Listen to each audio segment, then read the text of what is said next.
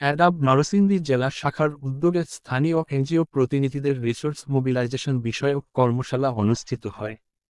অ্যাডাব নরসিংদী জেলা শাখার সভাপতি জনাব আবু বাছেদের সভাপতিত্বে প্রধান অতিথি হিসেবে উপস্থিত ছিলেন নরসিংদীর সুযোগ্য অতিরিক্ত জেলা প্রশাসক শিক্ষা ও আইসিটি ফারজানা আলম।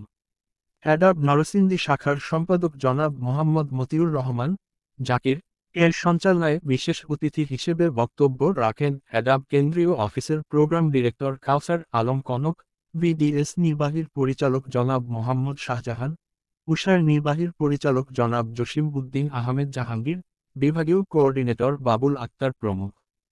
৩০ জনে প্রতিনিধি দিনব্যাপী গ্রুপ ওয়ার্ক করে প্রেজেন্টেশন করেন। এরা সাধারণ সদস্য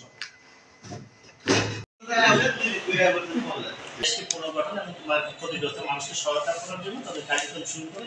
প্রথম দিকে তাদের কাজগুলো ছিল মূলত রিলিজ এবং রিহেবিলিটেশন দিয়ে তাদের সহায়তা। তো এই রিলিজ আর রিহেবিলিটেশন জানি যে এখানে আমরা আজকে একদিন ব্যাপী রিসোর্স মোবিলাইজেশনের আসলে আমাদের জেলা প্রশাসক বিজ্ঞ জেলা প্রশাসক মহোদয় ফিল করছিলেন যে এখানে আসলে আমাদের প্রোগ্রামটা উনি ভালোভাবে মানসিকতা এটা কিন্তু আপনারা আমাদের কাছাকাছি না আসলে জানতে পারবেন এবং দূর থেকে ধরে রাখবেন যে হয়তো আমরা সেই লেভেলের সহযোগিতাটা পাবো না। বিষয়টা আসলে এরকম না। বিষয়টা হচ্ছে এই যে পারস্পরিক সমঝোতাটা এটা যত বেশি ইন্টারেক্টিভ হয় তত ভালো হয় এবং আপনাদের ছাড়া আসলে অনেক ভাস্ট লেভেলের কার্যক্রম একেবারে প্রান্তিক লেভেল পর্যন্ত পৌঁছানো খুব টাফ।